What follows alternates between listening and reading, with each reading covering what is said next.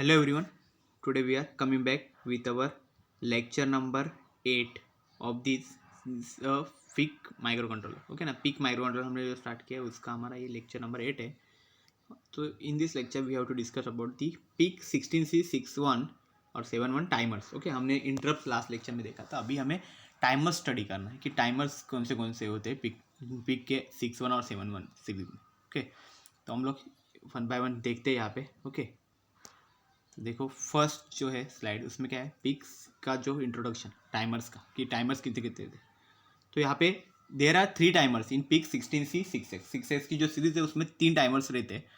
तो वो 3 टाइमर्स मतलब ज़रूरी नहीं कि हर एक इसमें हमें वही टाइमर्स मिले. किसी में वो ज़्यादा भी हो सकता है, किसी में कम भी हो सकता है. तो वो 3 टाइमर्स कौन से टाइप के रहते हैं वो देखते हैं पहले.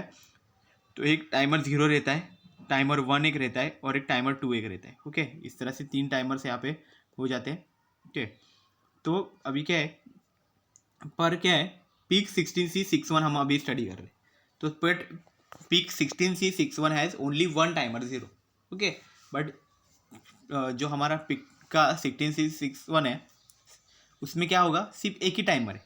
वो टाइमर कौन सा है, टाइमर 0. तो हमें इसलिए हम लोग इस लेक्चर में सिर्फ टाइमर 0 ही स्टडी करने वाले. Okay, timer 0. फिर टाइमर 0 के साथ साथ और क्या स्टडी करना है हमें, the operation of watchdog timer. जो वॉचडॉग टाइमर था, जो हमने रीसेट देखे थे पहले, power on reset, brown out reset. Okay, पहले के लेक्चर्स में. बट प्रॉब्लम क्या होता था कि वॉचडॉग टाइमर नहीं स्टडी किया वो टाइम पे. ओके, तो वॉचडॉग टाइमर इतना डिटेल में नहीं देखा था. अभी वॉचडॉग टाइमर हम लोग देखेंगे. वैसे तो फंक्शनिंग हमने देख लिया था, कुछ थोड़ा बहुत कैलकुलेशन टाइप पार्ट है वो हम लोग देखेंगे आज. ठीक है, देन नेक्स्ट जो अभी इसमें से देखते हैं कि टाइमर 0 क्या रहता है और वॉचडॉग टाइमर क्या रहता है. ओके, तो अभी नेक्स्ट देखते हैं टाइमर 0. तो पहला जो है हमारा जो वो है टाइमर 0. तो देखो टाइमर 0 एक्चुअल में क्या होता है. तो पहला जो हमारा टाइमर है वो है टाइमर 0. देन नेक्स्ट हम लोग वॉचडॉग टाइमर देखेंगे. तो पहला देखो टाइमर 0 क्या है, is a simple counter 8 bit wide. तो एक्चुअल में फिर काउंटिंग के लिए काम करता है टाइमर 0 का, जिसकी लेंथ कितनी है, 8 बिट वाइड है वो. ठीक है ना. And time the clocking source for timer 0 can either be the internal system clock. Okay, जो इंटरनल सिस्टम क्लॉक है वही एक्चुअल में इसका क्लॉकिंग सोर्स है. ओके, उसकी देखो फ्रीक्वेंसी कितने रहते हैं, एफ जो हमारा ऑसिलेटर का फ्रीक्वेंसी है उसका 1/4. ओके, 1/4 ऑफ ऑसिलेटर फ्रीक्वेंसी जो रहेगी वही हमारे इसमें टाइमर 0 की क्लॉकिंग सोर्स. ओके ना, क्लॉकिंग सोर्स होगा उसका.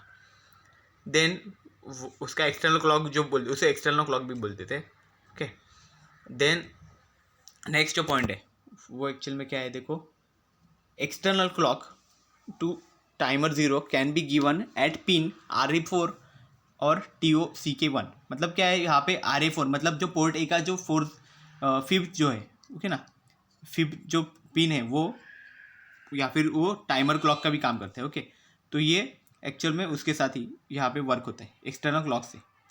ओके, यहाँ पे देखो ये फिगर में यहाँ पे दिखाया गया है, ये RA4 पिन है वहाँ पे, RA4 और क्या बोला है, TOCK1 बोलते हैं उसको, मतलब timer clock 1.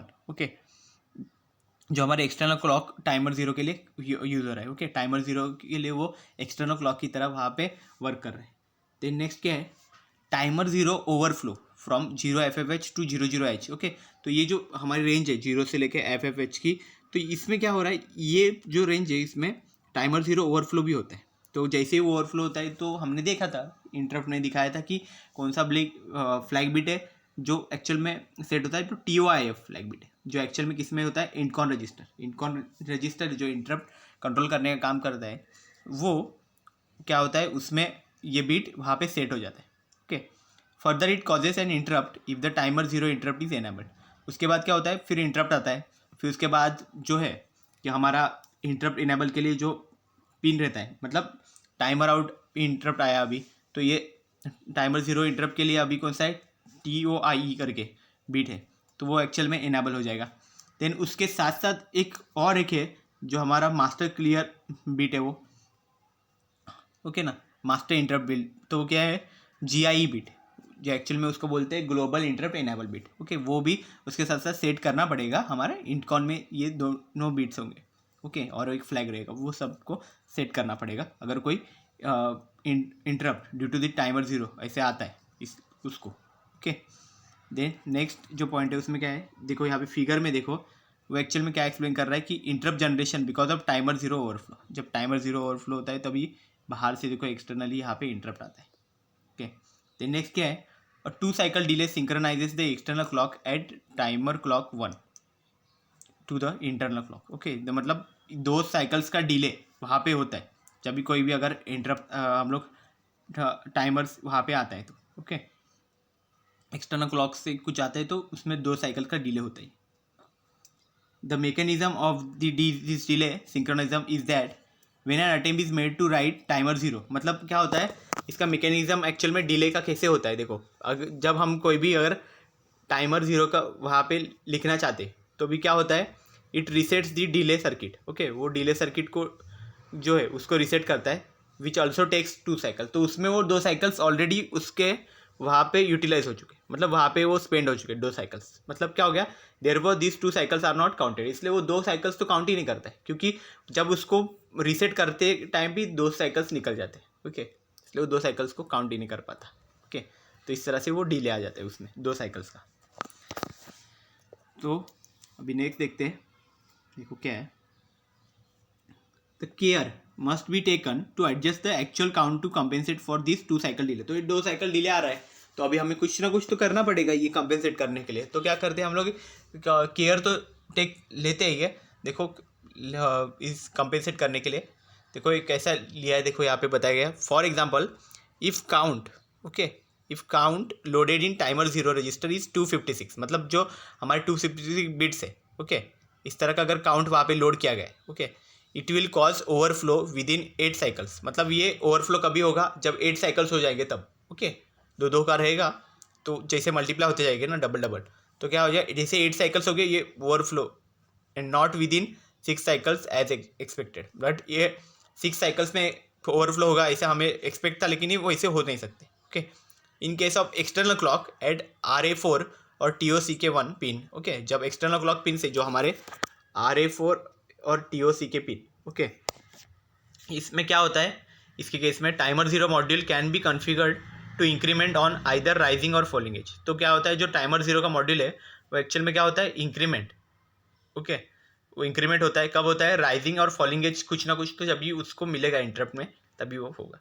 Okay, then next क्या है, timer zero has programmable prescaler option. तो उसमें देखो प्रोग्रामेबल प्रीस्केलर ऑपरेशन भी है टाइमर जीरो में। ओके, वो एक्चुअल में क्या रहता है, ऑप्शन रजिस्टर में रहता है ये। ओके, ऑप्शन रजिस्टर जब भी हमने स्टडी किया था तो उसमें देखा था कि प्रीस्केलर अरेंजमेंट करके एक टेबल था। Okay, प्रीस्केलर assignment. ओके, तो उसमें देखो क्या है बीट PSA इन ऑप्शन रजिस्टर का जो PSA बीट था वो एक्चुअल में प्रीस्केलर के लिए था register. Decide the assignment of prescaling to either the watchdog timer और टू टाइमर जीरो। मतलब टाइमर जीरो होना चाहिए या वॉचडॉग टाइमर होना चाहिए। तो वो एक्चुअल में कैसे PSA बीट से होता था। Okay, bits PS2 PS1 PS0 determines the prescaler value. और प्री स्केलर की जो वैल्यू है वो एक्चुअल में फिक्स होती थी बीट्स जो बीट्स से PS2 PS1 PS0 किसमें बीट से, ये सब हमारे ऑप्शन रजिस्टर का पार्ट है ये सब। ओके, मतलब क्या होता था, प्री स्केलर का एक टेबल था हमारा ऑप्शन रजिस्टर का, आप देखोगे वापस तो उसमें आपको दिखेगा। तो उस टेबल में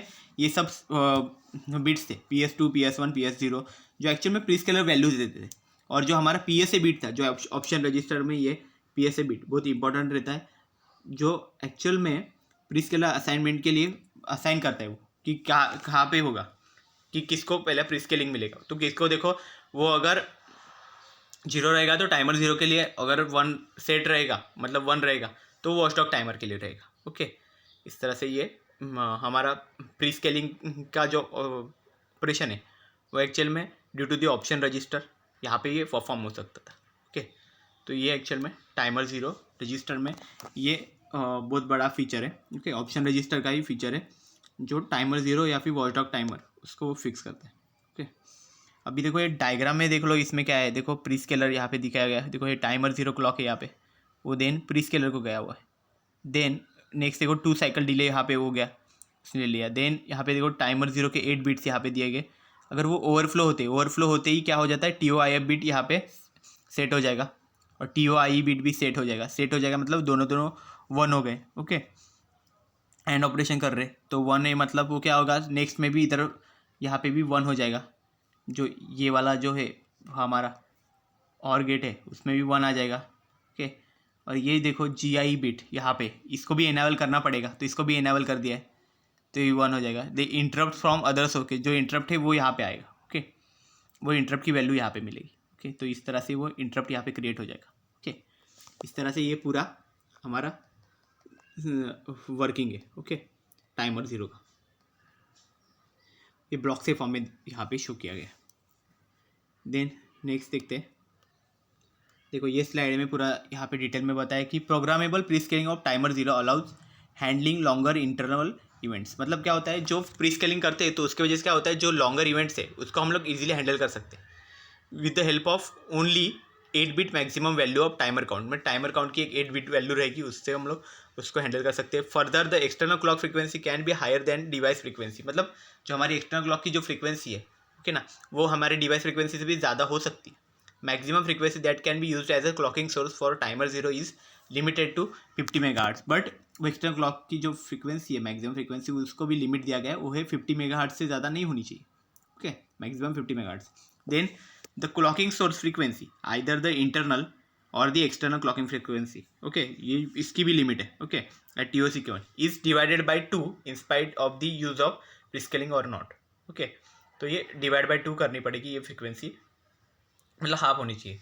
for example after 1 millisecond, अगर 1 मिली सेकंड जो है उसमें स्टार्टिंग पॉइंट से and initial value 00H, okay, और जो हमारी इनिशियल वैल्यू है, the count in timer 0 will be 125। जो काउंट आएगा हमारा वो 125 का आएगा with the internal clock at 1 megahertz oscillator frequency. Okay, इस तरह से ये पूरा रहेगा। देन अभी नेक्स्ट देखते हैं।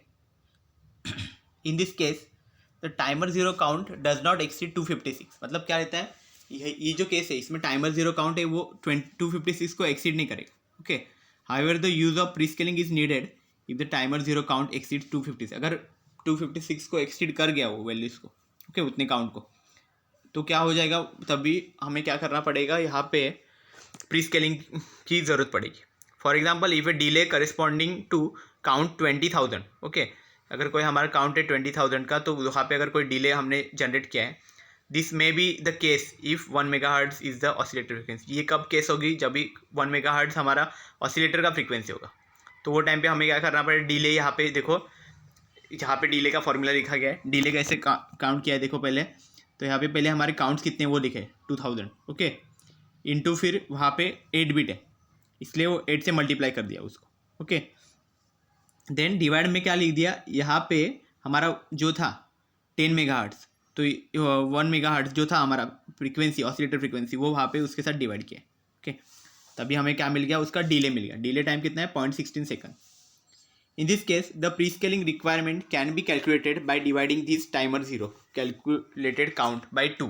Okay, तो टाइमर 0 का जो कैलकुलेटेड काउंट था, जो हमारा कितना था, 256 के आसपास जो था, 256 था वो। ओके, तो उसको डिवाइड करेंगे 2 से, तो हमें मिल जाएगा। Okay, till the final reminder is less than 256, तो 256 से कम आना चाहिए, which can fit into an 8 bit wider timer. Okay, thus a divide by 128 can serve the purpose in this case. Okay, तो ये इस तरह से ये 128 को डिवाइड करके ये हमें मिल सकता है।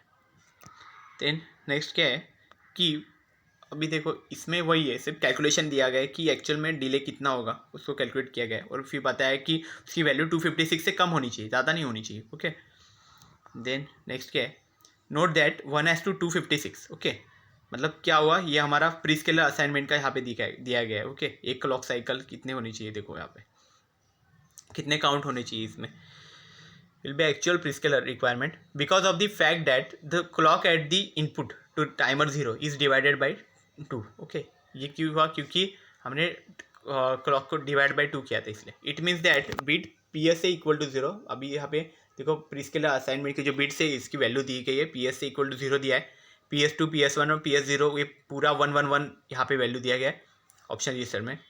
अभी देखो यहाँ पे रिमाइंडर आएगा, जो रिमाइंडर आएगा वो कितना बचेगा, देखो अगर हम लोग इसको डिवाइड करते 20,000 डिवाइड बाई 128 करेंगे, उसका रिमाइंडर आएगा 156.25। व्हेन राउंड अप टू 156, अगर उसको 156 कंसिडर करते 9CH उसका ये रहेगा बाइनरी, जो उसका हेक्साडेसिमल काउंट रहेगा वो 9CH रहेगा, 9C रहेगा। Will be the timer zero count after 0.16 second. तो ये एक्चुअल में टाइमर जीरो काउंट है कभी जब 0.16 सेकंड हो जाएगा। तो when the timer zero clock is at 1 megahertz, अगर 1 मेगाहर्ट्ज फ्रीक्वेंसी पर होगा तो formula to calculate delay can be written as below when the use of prescaling is made. तभी तो फॉर्मूला जो रहेगा टाइमर जीरो डिले, देखो क्या रहेगा, timer zero count into prescaler value into 4 upon frequency of oscillator, ये actual में हमारा फॉर्मूला होगा। अब इसमें कुछ चेंजेस भी रहेंगे, as is needed in many cases, अगर ये अलग अलग केसेस में अगर यूज़ हो रहा है, the timer overflow is detected और an interrupt bit TOIF is over observed. Okay, अगर ये बहुत सारी केसेस में अगर यूज़ हो रहा है तो क्या होगा, जो हमारा टाइमर है ओवरफ्लो जो वहाँ पे डिटेक्ट हो जाएगा एंड तभी वो बिट TOIF है वो एक्चुअल में हम लोग ऑब्जर्व कर सकते हैं। ओके ना, क्योंकि वो सेट हो जाएगा। Then delay is generated after starting the timer. Okay, timer जैसे स्टार्ट होगा डिले आ जाएगा। देन नेक्स्ट देखो क्या है, using the initial timer count, जब हम इनिशियल टाइमर काउंट देखेंगे which is equal to the overflow value. Okay, overflow value के इक्वल है minus the actual count. Okay, minus actual count करेंगे, thus timer zero preload count is given by. तो timer zero का जो preload count है उसका formula भी दिया गया है। देखो पहले हमने डिले का फॉर्मूला देखा है यहाँ पे, अभी यहाँ पे टाइमर जीरो प्रीलोड काउंट देखेंगे, वो क्या है 256, जो हमारे टोटल काउंट था वो 256 है, माइनस टाइमर जीरो डिले जो यहाँ पे मिलेगा, वो टाइमर जीरो डिले हमें मिलेगा वही है। Then into frequency of oscillator. Okay, frequency of oscillator जितना है वो हमारा यहाँ पे देखो हमने 1 मेगाहर्ट्ज ही कंसिडर किया है, इंटू प्रीस्केलर वैल्यू जो हमने दी है वो इंटू 4, ये एक्चुअल में फॉर्मूला हमारा टाइमर जीरो प्रीलोड काउंट का होगा। ओके, देन नेक्स्ट क्या है, in the example of generating 1.6 second delay, अगर हमें 1.6 सेकंड डिले अगर जनरेट करना है, the timer zero preload count will be 99.75, वो उतना होना चाहिए प्रीलोड काउंट, अगर 99.75 होना चाहिए, अगर वैल्यूज पुट करेंगे तो वो मिल जाएगा। Okay, if this is rounded off to the nearest integer it becomes 100। Okay, तो 99 का हम लोग अगर इसका नियरेस्ट इंटेजर देखेंगे इस वैल्यू का तो कितना 100 हो जाएगा, मतलब 64H। Okay, note that rounding error can be taken care of to a certain extent. Okay, तो राउंडिंग एरर भी कुछ हम लोग सर्टेन एक्सटेंट तो कंसिडर करेंगे प्रोग्राम में, that uses the timer zero delay. One way to do so is to put some NOP instructions. हम इसमें एक चीज़ और कर सकते हैं कि इसमें NOP इंस्ट्रक्शन मतलब नो ऑपरेशन इंस्ट्रक्शंस उसमें हम लोग इंक्लूड कर सकते हैं, and adjust the preload count accordingly. मतलब क्या होता है कि अगर प्रोग्रामिंग हम लोग ये नो ऑपरेशन वाला तो पहले भी बहुत प्रोग्राम्स में यूज़ किए जाते हैं, क्यों क्या होता है अगर डिले में भी कुछ कम हो रहा है तो हम लोग क्या करते हैं वो टाइम पे फिर और डिले चाहिए एक्स्ट्रा, तो क्या करेंगे नो ऑपरेशन ऐसे बहुत सारे उसमें ऐड कर दिए जाएंगे। वो बार बार जैसे लूप घूमते जाएगा तो नो ऑपरेशन होगा तो मतलब वहाँ पे कुछ नहीं करेगा तो वो एक्चुअल में एक डिले ही हो गया। ओके, तो इस तरह से हो रहेगा। तो अभी नेक्स्ट देखते हैं, देखो क्या है, अभी ये हमारा वॉच डॉग टाइमर, तो देखो हमने यहाँ पे ये स्टडी कर लिया। ओके, टाइमर जीरो का, अभी वॉच डॉग टाइमर का देखना है, तो वॉच डॉग टाइमर हमने फर्स्ट लेक्चर में देखा था कि एक्चुअल में क्या रहता है, वो एक्चुअल में बचाता है हमारे सर्किट को, हमारे प्रोसेसर को बचाता है। किस में से बचाता है, एंडलेस लूप, मतलब हैंगिंग लूप, जैसा हैंग होता है ना कंप्यूटर वगैरह, तो हैंग कंडीशन नहीं आनी चाहिए, इसलिए वो काम करता है वॉच डॉग टाइमर। तो वॉच डॉग टाइमर देखो कैसा है, watchdog timer will reset PIC microcontroller if the instruction CLR-WDT is not executed periodically. मतलब उसमें इंस्ट्रक्शन है CLR-WDT, हम लोग इसको प्रोग्रामिंग करते, तो इसको अगर वो बार बार इसको रीसेट अगर नहीं करता है अगर हमारा माइक्रो कंट्रोलर, तो वो टाइम पे क्या करता है वो माइक्रो कंट्रोलर को रीसेट कर देता है। द CLR-WDT ओके ना, CLR-WDT instruction sets the time out bit T0, मतलब जो टाइम आउट बिट है उसको पहले सेट करेगा स्टेटस रजिस्टर के, then T0 bar bit is also set during the power up procedure. Okay, तो ये जो टाइम आउट है उसको सेट करने के लिए देखो वो कैसा रहेगा, एक्चुअल में वो ये हमारा लो है। ओके ना, एक्टिव लो है तो इसलिए उसको 0 चाहिए। ओके ना, तब भी वो सेट हो। Okay, the WDT timer can reset the T0 bit. Okay, जो हमारा वॉच डॉग टाइमर है वो एक्चुअल में क्या करता है, ये टाइम आउट बिट है उसी को रीसेट करता रहता है। This possibly happens when the CLRWDT instruction is not executed periodically. अगर वो कंटिन्यू वो एग्जीक्यूट नहीं किया उसने, ओके, तो वो क्या हो जाता है उसका, फिर प्रोसेसर को रिसेट करेगा. The normal time out period off peak watchdog timer is around 18 millisecond. तो 18 मिलीसेकंड का जो टाइम आउट पीरियड है उसमें, ओके, हमारे नॉर्मली जो वॉचडॉग टाइमर में कि 18 मिलीसेकंड में उसको रीसेट करना ही पड़ेगा. The operation of WDT is shown in figure. देखो यहाँ पे दिखाया गया है, ओके, ये हमारा वॉचडॉग टाइमर है और देखो ये इसको रीसेट करते जाता है टाइम आउट को, ओके. अगर इसको रीसेट नहीं अगर हो पाया, ओके, जो हमारा वॉचडॉग टाइमर है उसका टाइम आउट बीट को अगर ना प्रोसेसर अगर रीसेट नहीं कर पाए तो क्या करता है वो प्रोसेसर को ही रीसेट कर देता है, ओके. तो इस तरह से ये रहेगा, मतलब CLRWDT वो चेक करेगा कि रीसेट हो रहा है कि नहीं. The internal RC oscillator drives the watchdog timer. मतलब जो RC ऑसिलेटर है उससे वो वॉचडॉग टाइमर वहाँ पे परफॉर्म होता है. Then the watchdog timer is enabled at the time of device programming. तब जब हम प्रोग्रामिंग करते तभी वो वॉचडॉग टाइमर का यूज़ होता है. देखो वॉचडॉग टाइमर एक बार इनेबल हो गया, watchdog timer can not be turn off. वापस वो टर्न ऑफ नहीं कर सकते उसको, एक बार इनेबल हो गया था. Similarly if disable at the time of device programming तो watchdog timer can not be turn on by any means, okay. तो एक बार ऑफ हो गया तो ऑफ, और बाद में फिर उसको इनेबल अगर एक बार कर दिया तो कंटिन्यू वो अपना काम करते जाएगा, ओके. देन नेक्स्ट देखते हैं. There is a programmable pre scaling possible again with the help of option register. मतलब ऑप्शन रजिस्टर यहाँ पे बहुत इंपॉर्टेंट है. उसके जो बिट्स है उसके प्री स्केलिंग के वो यहाँ पे भी यूज़ होते हैं, ओके, प्रोग्रामिंग के लिए. देखो PSA, PS0, PS1 और PS2, ओके.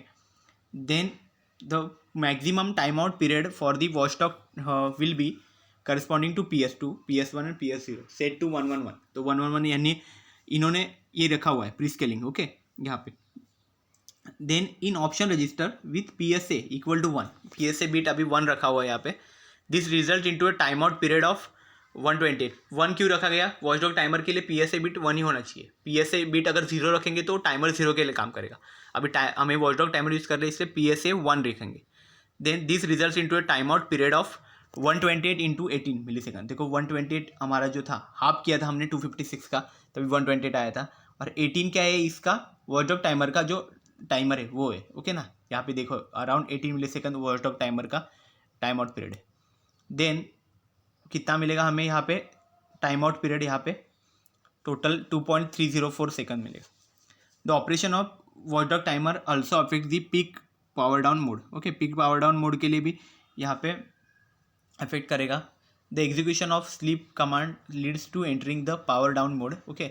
जब स्लीप कमांड देंगे तभी वो पावर डाउन मोड में चला जाएगा. This also clears the WDT if enabled. अगर वो टाइम पे वॉचडॉग टाइमर अगर सेट है तो वो उसको वहाँ पे वो इनेबल करेगा, ओके, उसको क्लियर कर देगा.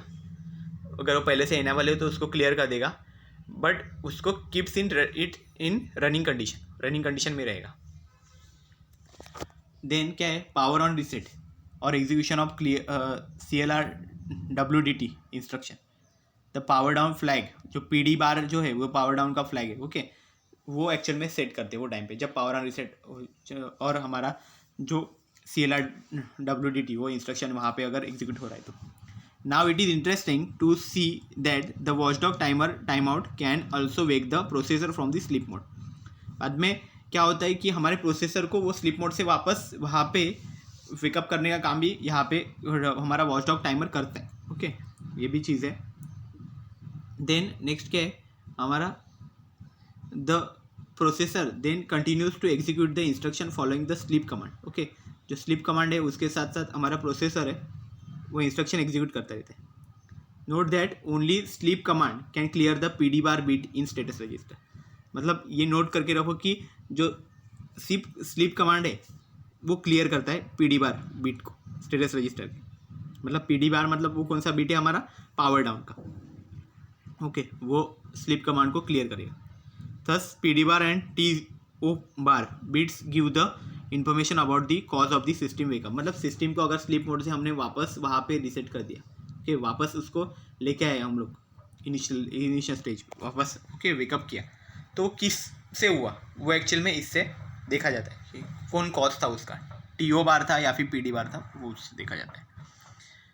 सो this is all about the timers in PIC microcontroller. So हमने आज सब टाइमर्स यहाँ पे स्टडी कर लिए थे. So I hope you have cleared all these things about the today's lecture. Thank you very much.